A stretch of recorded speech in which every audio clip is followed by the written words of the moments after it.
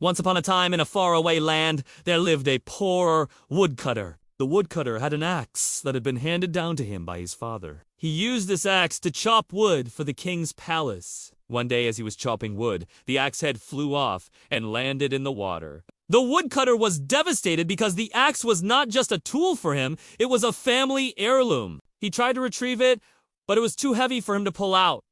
So he did the only thing he could think of. He went to the king and told him about his misfortune. The king, who was a very kind and generous ruler, took pity on the woodcutter and asked him to describe the axe. The king then summoned his royal fish, a gigantic fish that pulled the king's chariot, and sent it to retrieve the axe. The fish was very happy to help, and it quickly found the axe in the bottom of the river. It brought it back to the surface and dropped it gently at the king's feet. The king took the axe and gave it back to the woodcutter, who was overjoyed and thanked the king profusely. But then the king did something that no one expected. He took the woodcutter's old and worn-out axe handle and had it polished and turned into a beautiful golden chariot. He presented it to the woodcutter and said, "This is your reward for being honest and hard-working."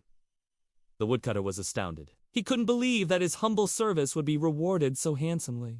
From that day on, the woodcutter was known throughout the land as the man who had received a golden chariot for an axe handle.